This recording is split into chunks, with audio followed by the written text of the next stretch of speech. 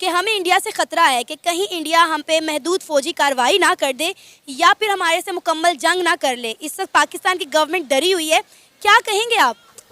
क्योंकि ऐसी atomic power अभी नहीं बना, क्योंकि अभी रिसेंटली मैंने ये भी खबर सुनी थी कि इंडिया एक सुपर पावर बनने जा रहा है, तो इस वजह से मैं कह सकता हूँ। जय हिंद दोस्तों पाकिस्तान हमेशा भारत के सामने अपना रौब झाड़ता रहता है। पाकिस्तान हमेशा भारत को न्यूक्लियर हथियारों की धमकी देता रहता है, लेकिन अब फाइनली पाकिस्तान ने खुद ने ये कबूल कर लिया है कि अगर भारत और पाकिस्तान के बीच में कोई युद्ध होता है तो भारत पाकिस्तान को एक बहुत ही बड़ी शिकस्त देने वाला है। और तो और यहाँ पर भारत पाकिस्तान का बहुत बुरा हाल कर सकता है। कुल मिलाकर पाकिस्तान ने अब खुद ने ये स्वीकार कर लिया है कि हम भारत से कभी भी नहीं जीत सकते। अगर आप कई सोचेंगे कि हम लोग वहाँ पे जाके कब्जे कर लेंगे या इस तरह के कुछ कर लेंगे, तो फिर ये बात झूठी है कि हम लोग हार जाए। फिर हमेशा दुनियावी फैसले होते हैं, वो दुनियावी फैसले इस सतह पे होते हैं कि जिसके पास हथियार ज़्यादा होंगे, जिसके पास फौज ज़्यादा हो। मतलब भारत पाकिस्तान से कुछ बेहतर है इस टाइम? देखिए कुछ चीज़ें लाजिम बात है, हमें सीखनी चाहिए उनसे। ये नहीं है कि बिल्कुल ही मतलब बिजनेस पॉइंट ऑफ व्यू से उनकी जो उनके पास ऐसी है लोग जो कि ज़्यादा अच्छे तरीके से बिजनेस को करते हैं।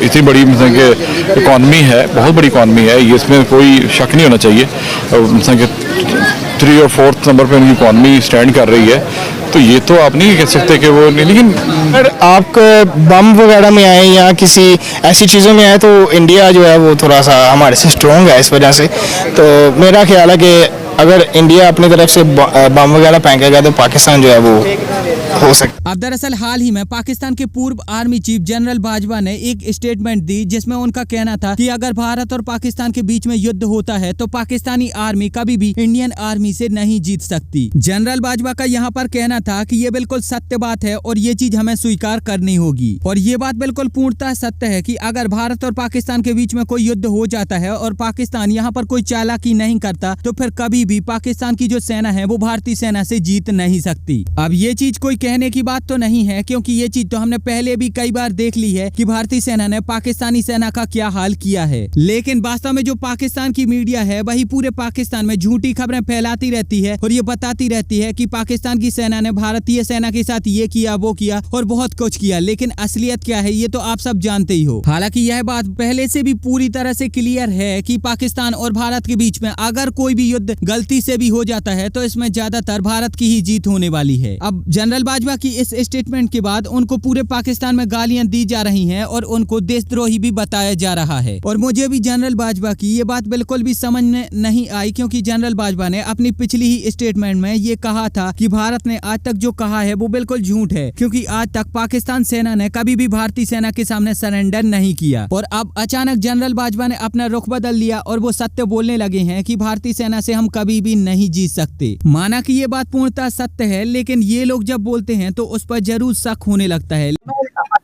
जनरल बाजवा, लेकिन अब एक 2 सीनियर जर्नलिस्ट हामिद मीर और नसीम ज़हरा, इनकी एक गुफ्तगू सामने आई प्रोग्राम में, और उसमें ये बताया गया कि पहले जो जर्नलिस्टों की एक मीटिंग हुई थी जनरल बाजवा से, उसमें उन्होंने ये कहा था कि हमारे जो टैंक हैं वो तो चलने के काबिल नहीं है और हम तो लड़ाई कर ही नहीं सकते इंडिया से, क्योंकि हमारे तो अगर मूवमेंट जो होगी इसकी असलहे की, उसके लिए भी पेट्रोल गाड़ियों के लिए चाहिए होता है, वो भी हमारे पास नहीं। यानी ये कि जाहिर है कि दिवालिया मुल्क जो करीब हो तो वो वहां पे नहीं पैसा।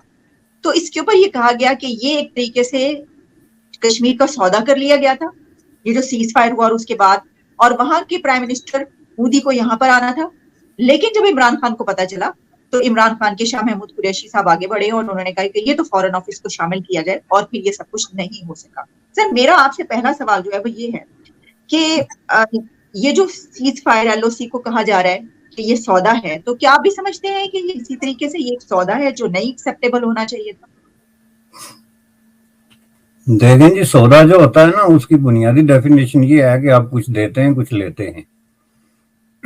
ये जो है ना सरेंडर है, क्योंकि इसके जवाब में आपने कुछ लिया नहीं है। इसके जवाब में इंडिया से जो आपने लिया है वो ऑलरेडी आपके पास है।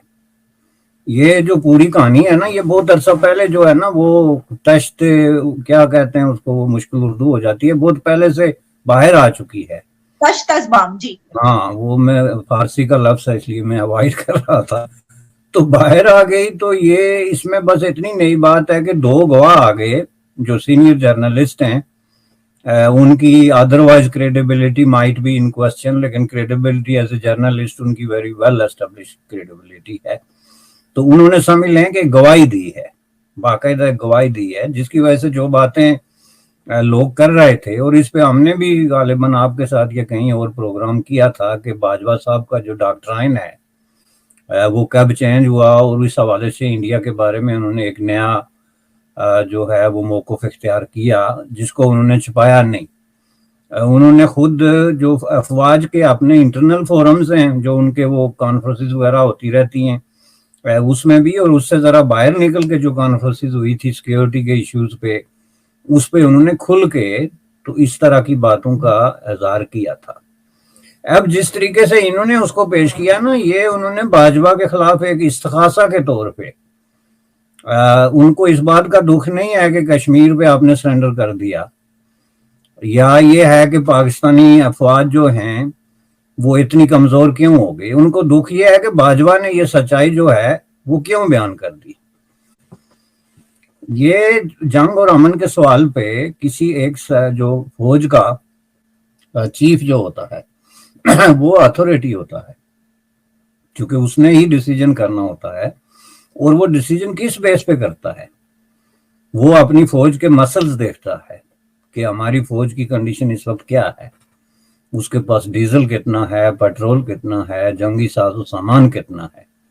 और वो नजर आ रही है कि जिस मुल्क में आप यूं देखें कि गुज़श्ता 1 साल से IMF आपकी गर्दन पे सवार है $2 बिलियन के लिए, तो आपका क्या ख्याल है कि एक छोटी सी छोटी जंग भी है, 10 दिन की जंग, उस पर कितने $1 बिलियन चाहिए, जहां पे आपके सारे टैंक एक्टिवेट होंगे, तोपें एक्टिवेट होंगी, जहाज एक्टिवेट होंगे, तो उसका जो खर्चा होता है, आपके जो है एक टैंक जो है वो 50 साल से एक जगह पे खड़ा है, तो मुमकिन आप उसको चलाएंगे तो 10 मिनट बाद उसके 10 पुर्जे आपको जरूरत पड़ गई। ये चीजें लगा के तो $बिलियंस का खर्चा होता है, और ये सिर्फ जर्नल या जो वार साइंटिस्ट होते हैं, जो वार की साइंस से आगाह होते हैं, वो जानते हैं। और अगर वो इस बात का इज़हार करें तो इससे बड़ा एहसान अपने मुल्क पे कोई और नहीं हो सकता, क्योंकि आप अपने मुल्क को मिसगाइड करके, पब्लिक ओपिनियन को मिसगाइड करके तो ज्यादा अरसा वैसे भी नहीं चल सकते। इसलिए अगर उसने ये सच्चाई बयान की है तो उसको ये चैलेंज करें ना, हमें फैक्ट्स एंड फिगर्स दें कि नहीं बाजवा साहब झूठ बोल रहे हैं, हमारे पास तो इतने 1000 टन डीजल वहां पड़ा हुआ है, आपको पता है अमेरिका के लेकिन आपको क्या लगता है कि जनरल बाजवा ने आखिरकार ऐसी स्टेटमेंट क्यों दी होगी, और इसके पीछे जनरल बाजवा का क्या उद्देश्य है? मुझे नीचे कमेंट में जरूर बताओ, और अगर आपको ये वीडियो अच्छी लगी है तो प्लीज इस चैनल को सब्सक्राइब करके बेल आइकन जरूर दबाओ। साथ ही साथ आप हमें इंस्टाग्राम पर भी फॉलो कर सकते हैं। मिलेंगे एक नई वीडियो में, तब तक के लिए जय हिंद, वंदे मातरम।